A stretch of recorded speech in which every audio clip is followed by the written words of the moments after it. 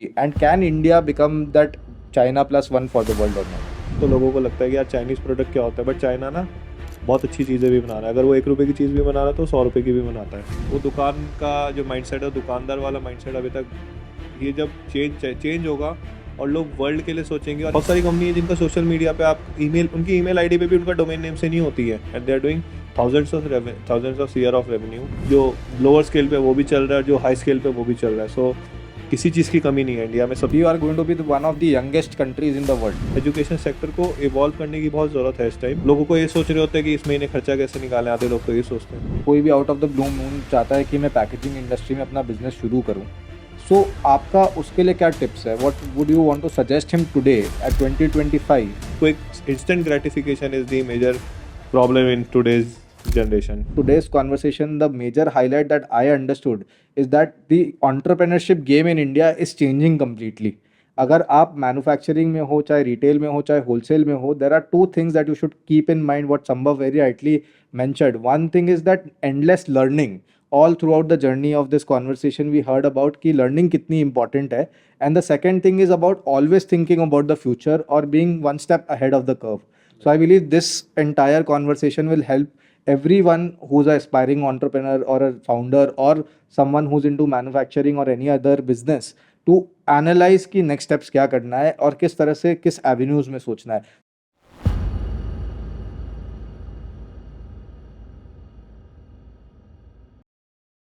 Hello Samav ji, first of all welcome to our show Business with Salah. So I believe this is your first time in our podcast and we have heard a lot about you and your organization. So first of all I would want to know how are you and how are things going on with you? Yeah, hi Ketan. Thank you for inviting me for this podcast with Salah. And I'm really excited to meet you. I'm good and looking forward to have this chat show with you. Wonderful, wonderful. So Sambhav, let me tell you what we are going to go through with this today. So हमारे जो viewers हैं, they are themselves aspiring entrepreneurs, founders, and students who want to build their own businesses. So in this series, we talk about the journeys of people like you who have actually taken the legacy forward. So आज के episode पे we will be talking about your legacy, the way you have built things, and how in 2025, in the age of digitization and a lot of other geopolitical things as well, how building a business in India is very crucial and very different from any other geography as well. Right, right. So, Sambhav, one question in the beginning that comes to my mind is that I've seen your LinkedIn, I've seen everything about you, but ये बैंडमा नाम कहाँ से आया and what is बैंडमा? So I'll give you a brief about myself first. So I joined my family business. I'm a second generation entrepreneur and I joined my family business in 2014. So I think it's been more than 11 years now that I've been in my just this family business. And talking about the legacy, I think it's not very easy to be in a family business. So I think it requires a lot of effort to prove yourself in different aspects also, like to prove your family, to prove your employees who have been working with your business from last 20-25 years. So you just keep on proving them and make sure that they believe in your decision making. Importantly, when you make any decisions, so they should believe in you, not in your father or maybe grandfather. So I think a lot of these difficulties I have come across when I initially joined the business. And now you ask कि बैंडमा का मतलब क्या? So बैंडमा, basically we kept, बैंडमा was a meaningless name, so we wanted to do a good SEO with our name so that no one can copy it. If you can search today also, जैसे आपने कहा, you have seen my LinkedIn also. If you see Bandma, you search Bandma, you will get everything about us only. So there is no other company around the globe who is representing Bandma or having the name Bandma. So it the intention was to have a different name जो कि बहुत कैची हो, लोगों ने पहले सुना नहीं हो, Right. एंड कुछ नया हो जिसके बारे में लोगों को एक जिज्ञासा या क्यूरियोसिटी बढ़े, राइट? सो ये तो बहुत अच्छा एक वे है जिस तरह से आपने सोचा कि एसईओ के बारे में, मॉडर्न डे मार्केटिंग के बारे में, and you came with this name Bandma, right? But how old is this organization, particularly Bandma करता क्या है? So basically, my father started this business in 1994, and earlier we were into only packaging consumable business. So in 2000 till 20 years we were into only packaging and packaging consumable business. And I think when I joined in 2014, So we thought that we should have another vertical because one more, I would say, synergy is coming into an business, and I also wanted to prove myself. I always had a thought to start my own business. I want to have my own legacy, I would say. So we thought that we should go with a vertical which is safer to play around. So since we had same customer base, everything was same. बैंडमा जिधर बैंडमा के consumables जाते थे तो we started with a machinery vertical and it was then we kept the name Bandma. And जब हमने बैंडमा रखा सो I thought that हम बहुत अलग रख रहे हैं because in our industry mostly सब अपने नाम के आगे पैक लगाते थे because we were mostly into packaging industry. तो सब जैसे कोई भी नाम था उसके आगे पैक होता था. तो आई थिंक कि हमने बैंडमा रख के बहुत अच्छा किया because from 2014 until now we have diversified 3 times. Totally we have transitioned our business into different verticals. Earlier हम सिर्फ पैकेजिंग कंज्यूमेबल थे जैसे मैंने आपको बताया 20 साल तक, and then we did our machinery business from 2014 up till now we are doing. But उसके साथ साथ we came up with the robotics division also, in which we are manufacturing robots and unmanned automation, which is warehousing automation, which is a part of warehousing automation. And we are doing fantastically. We are doing good revenue in this, and we are expanding rapidly. We have invested lot of, not just financially, but lot of infrastructurally wise also, human resource wise also. And thirdly, now I think after this 2025, I think we are now coming with B2B SaaS. We are coming up with a B2B SaaS software company. So in that we will be developing some software which will be individually integrating their softwares with their ERP. तो जो where housing automation में जितने भी software जो हमारी machines पे run करेंगे वो उनके ERP से कनेक्ट हो जाएंगे. सो आई थिंक ये इतनी ट्रांजेक्शन्स आई और हम बैंडमा के नाम से कर रहे हैं, दैट इज़ वेरी ईजी. पहले बार तो आपने जैसे पूछा बैंडमा में क्या सारा, तो बैंडमा में हमें बहुत ईजी हुआ कि सब नाम हमने सारे काम बैंडमा में किए और लोग हमें पहचाने भी उस नाम से. फिर हम जब इतने ट्रांजेक्शन होते हुए आए और हमारा लोगों के ऊपर ट्रस्ट रहा तो किसी को ये नहीं लगा कि हमारा डिफरेंट वर्टिकल शुरू हो रहा है या कोई भी चीज़. तो लोगों ने उस चीज़ को एक्सेप्ट करते हुए चले during this my 11 years. And I think इतना टाइम बदल रहा है, AI आ रहा है, डिजिटलाइजेशन जैसा आपने बोला, पेमेंट्स का डिजिटलाइजेशन होने लग गया, तो बहुत चीज़ें डिजिटलाइजेशन में आ रही है और अब लोग इंडिया को सेकंड चाइना बनाने की कोशिश में है. And I am very pro China also. तो चाइना से बहुत सीखने को मिलता है. तो आई थिंक ये बहुत सारे फैक्टर्स ने हमें बहुत अच्छा ग्रोथ दिया.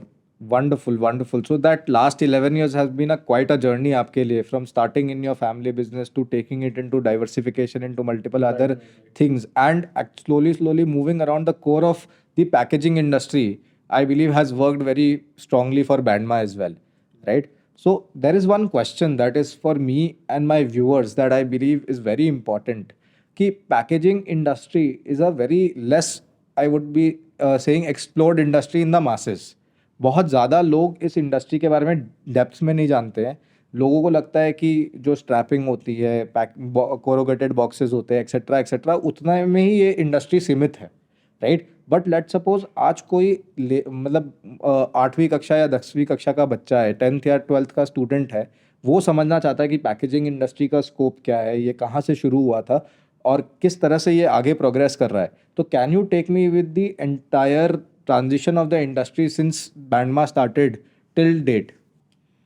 या सो वेरी राइटली सेड. अभी जैसे अभी आपने कहा कि जो 10th और 12th के बच्चों को पता नहीं होता इसके बारे में, सो डेफिनेटली हमारे को बहुत ज़्यादा प्रॉब्लम आती है बिकॉज दीज डेज जेनजी के साथ या नई जनरेशन के साथ प्रॉब्लम क्या है, they want to work with either IT company, fintech company, और वेयर दी ऑफिसेस मतलब जिसका इंफ्रास्ट्रक्चर बहुत अच्छा हो, बहुत अच्छा एटमॉस्फेयर हो. लोग मैन्युफैक्चरिंग में बहुत कम आना चाहते हैं और ऐसी टाइप की मैन्युफैक्चरिंग में जिधर उनका एक्सपोजर ही नहीं है.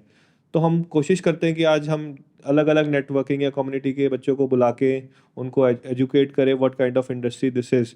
इनिशियली जिनको उनको पता भी हो, बिकॉज आज रोबोटिक्स का ज़माना है. लोगों को रोबोटिक्स लगता है कि सिर्फ, अब लोग चाइना देख के आते हैं या फेसबुक और इंस्टाग्राम पे आजकल वीडियोस देखती है, उसमें पता चलता है कि रोबोटिक्स सिर्फ डिलीवरीज के लिए यूज़ होते हैं या रूम सर्विस के लिए यूज़ होते हैं. बट रोबोटिक उससे भी बहुत ज़्यादा है. अगर आप हमारी इंडस्ट्री, हमारी फैक्ट्री में आके देखें, हमारे चैनल पे देखेंगे, तो जिस टाइप की रोबोटिक्स एडवांसमेंट हमारी इंडस्ट्री में, आई डोंट थिंक कि वो किसी और इंडस्ट्री में आने वाली है. Because warehousing and specially packaging industry में लोग पहले कम इन्वेस्ट करते थे, वो पहले लोगों को लगता था okay this is just a normal, we have to do packaging, तो कोई आम आदमी भी कर ले या कोई लेबर से भी करा ले। बट इतनी ज़्यादा इवॉल्व होती जा रही है, स्टैंडर्डाइजेशन इतनी ज़्यादा हो रही है, पैकेजिंग की इंपॉर्टेंस लोगों को समझ आने लग गई है, स्टोरिंग ऑफ प्रोडक्ट्स की लोगों को समझ आने लग गई। पहले लोग वेयर हाउस पे ऐसे ही रख देते थे माल without pallets and without checking, वो ख़राब हो रहा है कैसे, हो रहा है कैसे, यूज़ हो रहा है, किसी को नहीं पता था। तो बहुत इवॉल्व हो गई है हमारी industry, and it is a very vast industry. It's not just, आपने जैसे बोला, इट्स नॉट जस्ट अ कॉरोगेशन या not tape not step, it's more than that. It's more, I would say, highly invested with more of मतलब education is required in this industry, because लोगों को idea नहीं है। हम लोगों को इंटरव्यूज़ लेते हैं तो लोगों को समझ ही नहीं आता कि पैकेजिंग में क्या है, वो डब्बा ही समझते हैं आज भी। अगर आज हम किसी का इंटरव्यू लेते हैं, पैकेजिंग मतलब डब्बा for them, but that's not true. तो हम भी चाहते हैं कि लोगों को हम एजुकेट करें, जिससे हमें भी ह्यूमन रिसोर्स बहुत अच्छे मिल सकें। So one thing that hit my mind, आपने बोला लोगों के माइंड में अभी भी एक ये कॉनोटेशन है कि पैकेजिंग मतलब डब्बा, राइट?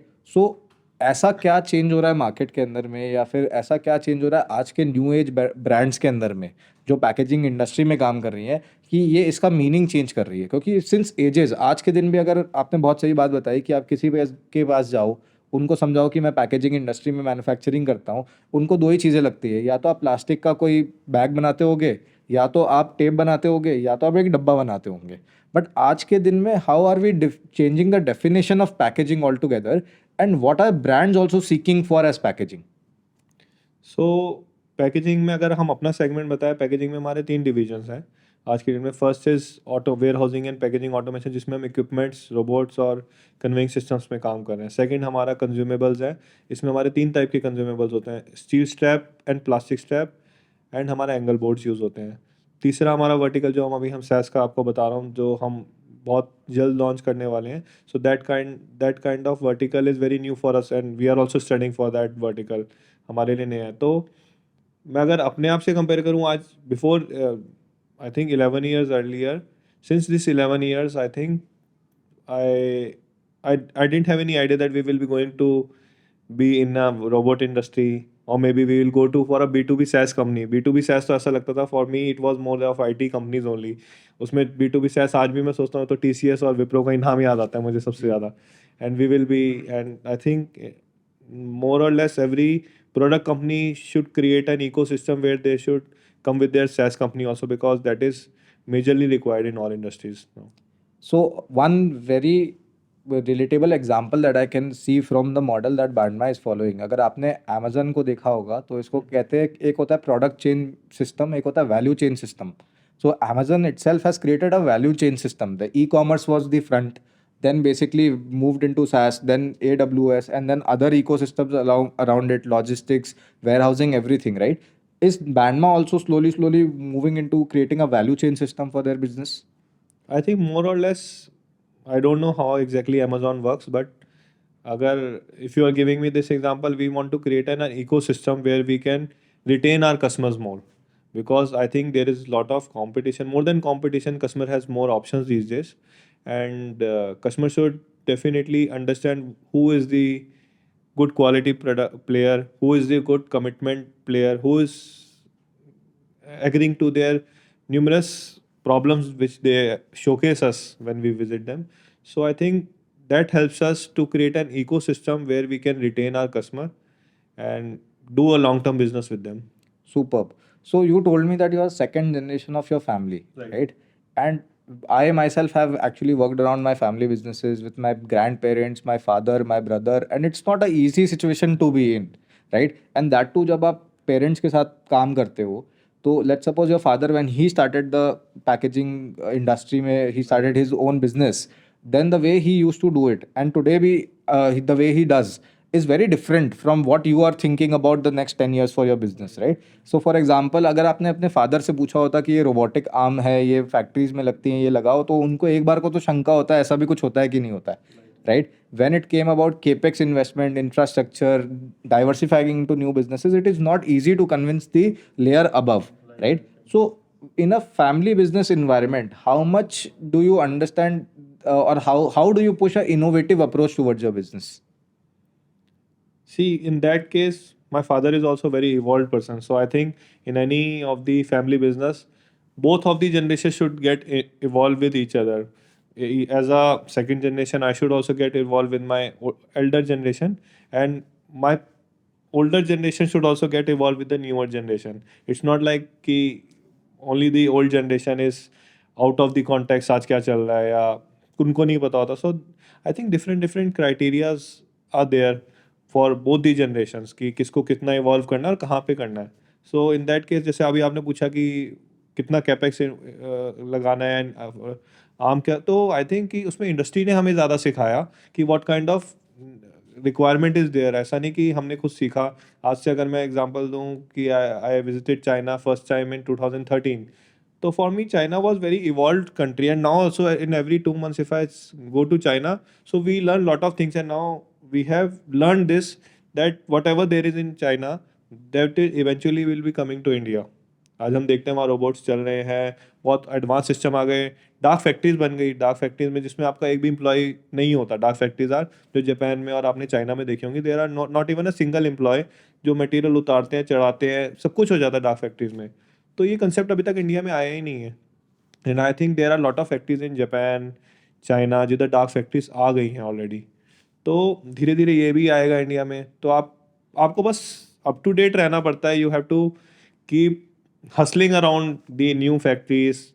क्यूरियोसिटी होनी चाहिए. You should be passionate to see new factories and understand the each of the. और हमारे बिजनेस में सबसे अच्छी बात यह है कि हम इक्विपमेंट और रोबोटिक्स में तो हमें ना उनके प्रोडक्शन की भी नॉलेज हो जाती है. अगर आज मान लो for example you are manufacturing chips, अगर आप चिप्स बना रहे हैं, फिर you are customer like Haldiram, तो हमें आपको जब हम आपका प्रोसेस समझेंगे और पैकेजिंग का समझते हैं ना, तो हम आपको प्रोडक्शन भी हमें आपकी समझनी पड़ती है कि हाउ यू आर पैकेजिंग, आपकी आउटपुट क्या है, कितना आप बना रहे हो, कितने पैकेट्स पर मिनट बना रहे हो, जिससे हम उसको आपको थ्रूपुट दे सके, आउटपुट दे सके अपनी मशीन्स के साथ भी.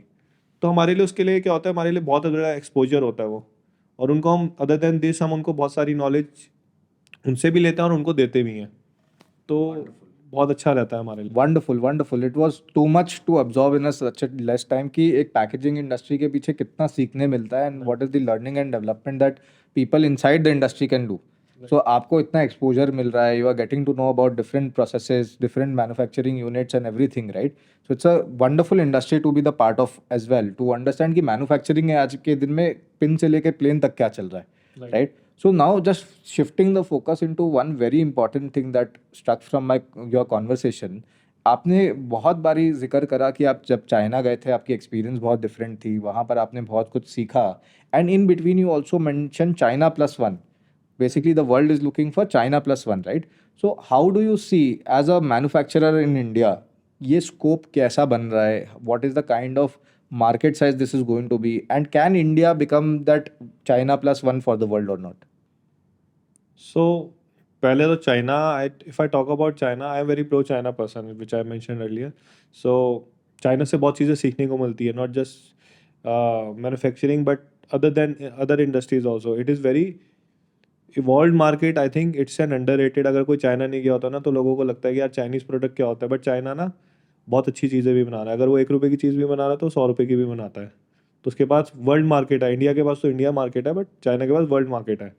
तो अगर उनसे जो सीखने को मिलता है वो आई थिंक रेयरली किसी कंट्री से मैंने कभी सीखा होगा. कि मैं बहुत मैन्युफैक्चरिंग मतलब मैं जर्मनी भी गया, इटली भी गया, बट जो चाइना का तरीका है अपने आप को इवॉल्व करने का, I think that is very massively, मतलब brilliantly they are doing that. And जैसे आपने कहा India is going to be a next China one.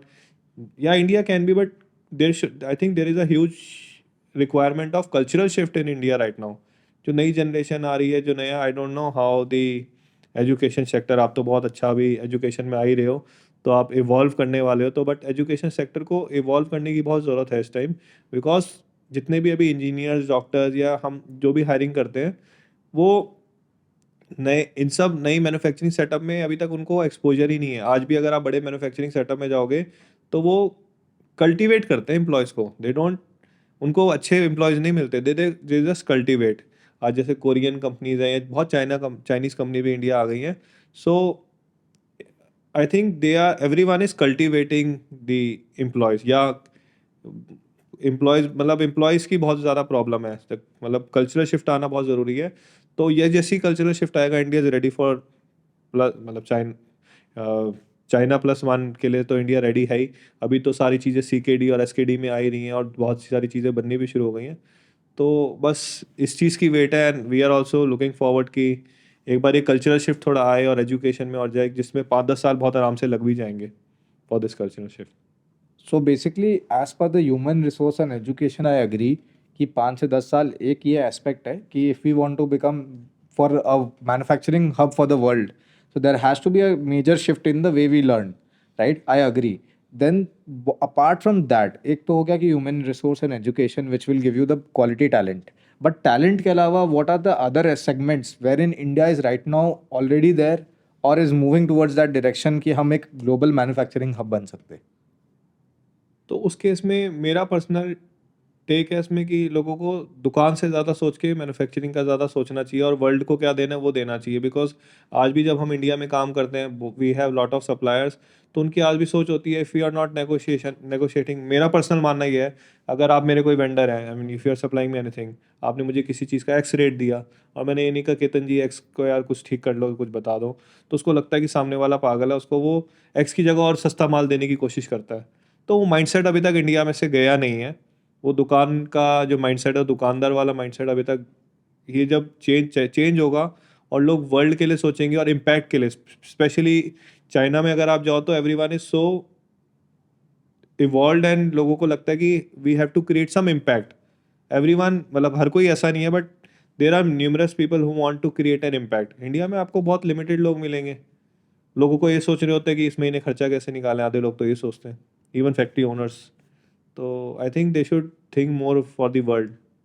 Understood. So one aspect is thinking more for the world, but Right. आज के दिन में आप अगर इंडिया एज अ कंट्री देखो तो लोग, इन्फ्लेशन इज ऑल्सो इंक्रीजिंग, लोगों की Right. ज़रूरतें भी बढ़ रही है, Right. Education is getting costlier, right? So this kind of trading first mentality, और आज इस महीने का खर्चा निकालना तो हमेशा बनेगा ही, Right. राइट? बट इस मेंटालिटी को ब्रेक करना है, तो अभी जो फ्यूचर एंटरप्रेन्योर्स है, या जो मैन्युफैक्चरिंग में बोल लीजिए, आप ट्रेडिंग में बोल लीजिए, जो भी बैकवर्ड इंटीग्रेशन की तरफ भी देख रहे हैं या फॉरवर्ड इंटीग्रेशन की तरफ भी देख रहे हैं अपने बिजनेसेस के अंदर in general, right? How do that these people actually break the survival instinct and now think around impact? क्योंकि इंडिया जैसी कंट्री का डेमोग्राफिक भी बहुत डिफरेंट है। So what do you suggest on that कि ये पहला कदम हम कैसे ले? आई थिंक कि फॉर इसमें बहुत छोटा सा मैं आंसर दूंगा कि everyone should think of under commit and over deliver. उससे ही बहुत चीज़ें सॉल्व हो जाती हैं। You build trust with that, you build commitment with that, मतलब बहुत सारी चीज़ें you build with this short words only. मतलब I generally believe in this kind of working, कि अगर आप अंडर कमिट करके ओवर डिलीवर करते हो, this can not happen every time, but maximum time you have to listen to the customer आपको exploit भी करते हैं, बहुत चीज़ें, सारी चीज़ें चलती हैं साथ साथ, but at the end of the day you have to listen to customer and you have to think कि हम उसको कैसे बेटर कर सकते हैं। Now it is the time to operationally solve your business, not just to एक अच्छा product बना लिया। Every product is selling in the market. आप चाहे कोई भी प्रोडक्ट लेके चलिए, आप एजुकेशन में, तो एजुकेशन में बहुत जो लोअर स्केल पे वो भी चल रहा है, जो हाई स्केल पे वो भी चल रहा है। सो किसी चीज़ की कमी नहीं है इंडिया में। सबसे अच्छी बात है, जैसे आपने कहा, geographical demographical India is very different, but India में सबसे अच्छी बात है, you have lot of population, world's largest population. Now it has surpassed China also. तो I think that is the main aspect. आपको इतना चीज़ें सीखने को मिलती हैं with so diverse of in terms of financial, education wise also you see lot of people. Wonderful, wonderful. So yes, I do agree. There are so many opportunities that are there in our country, and the biggest being that are now the work population that are going to come. We are going to be one of the youngest countries in the world. Right. जहाँ पर जितने लोग हैं, youth ज़्यादा होने वाले इस country के like अंदर against any other country like China or whatsoever of the worlds that we are considering for, right? So one thing that I would want to know from you is that you have always thought about diversifying when you joined the business. जब हम जितने देर से बात कर रहे हैं, आपने बताया कि पहले हम ये X करते थे, फिर मैंने Y लाया, फिर Z लाया, फिर चीज़ें लाया।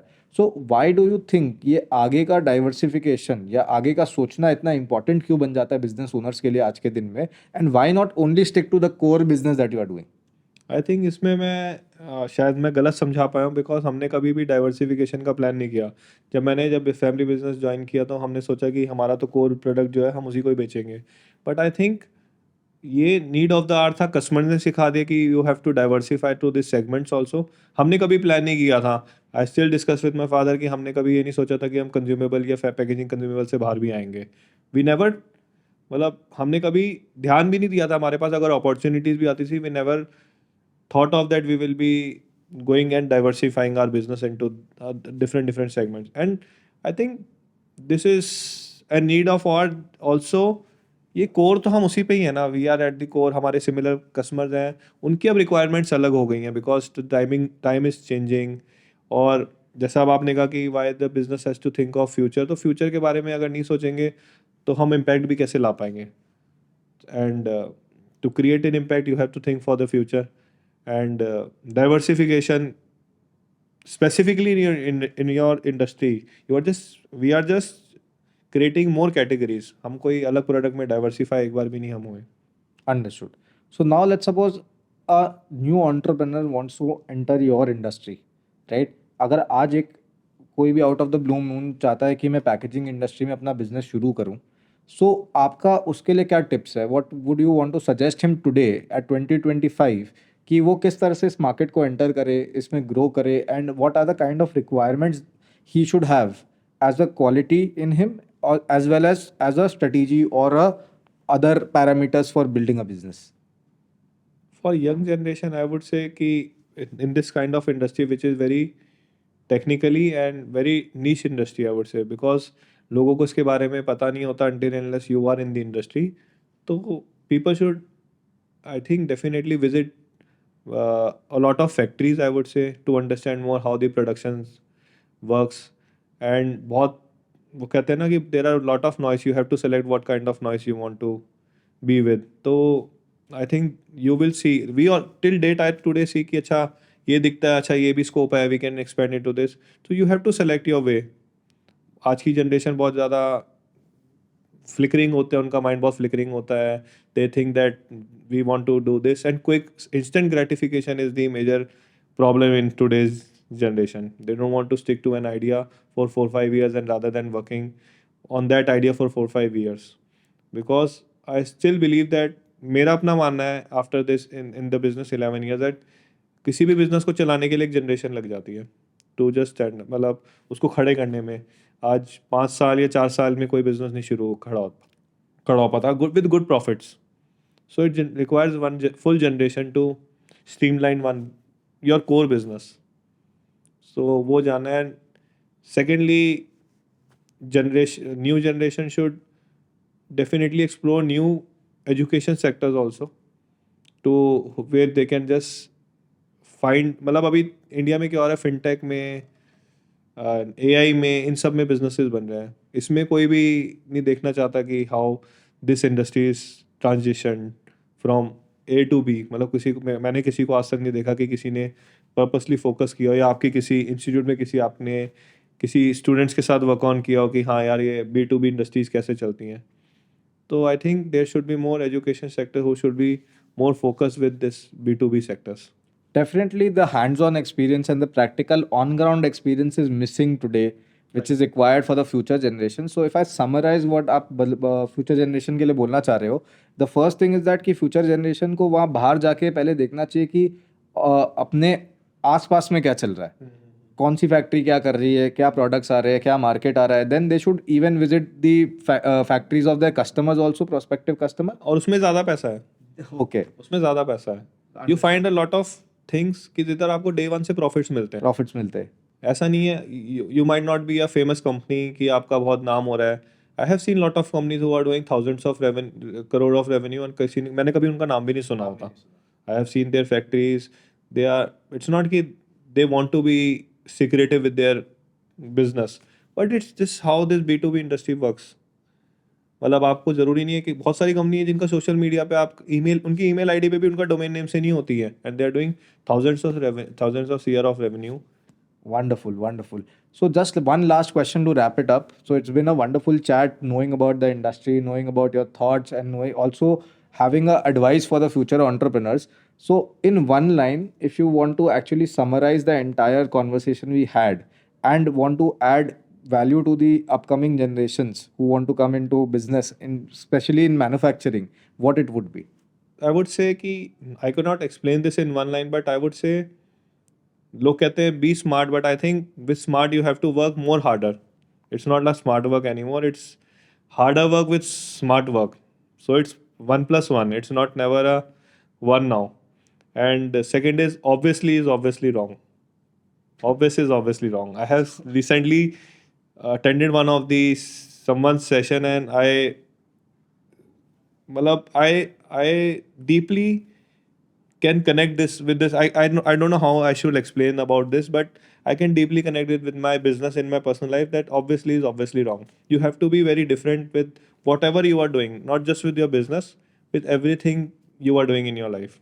That was fantastic and very well put out, Sambhav. So, thank you so much for being on our show today.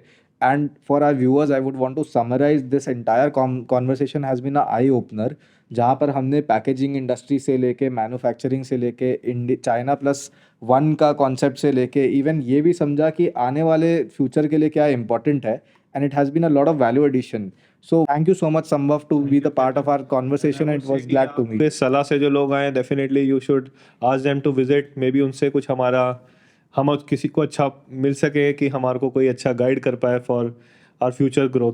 तो सलाह के जितने भी आपके स्टूडेंट्स हैं या जितने भी आपके मेंटर्स रहेंगे तो definitely they should visit us whenever they are. आप एक बार फैक्ट्री विजिट भी कराइए उनका, so that they can understand what how B2B industry works. मतलब I can personally discuss with them and explain them how our industry works, how B2B works. I can take them to different factories also to make them understand how it works. Definitely, after this conversation, I feel that it will be very beneficial for my students to be at your factory, see the things that are going around, and definitely the robotic arm of your vertical that you're building the equipments. So, more than happy. Thank you so much for this conversation, and we wish Bandma and you all the best for your future. Thank you.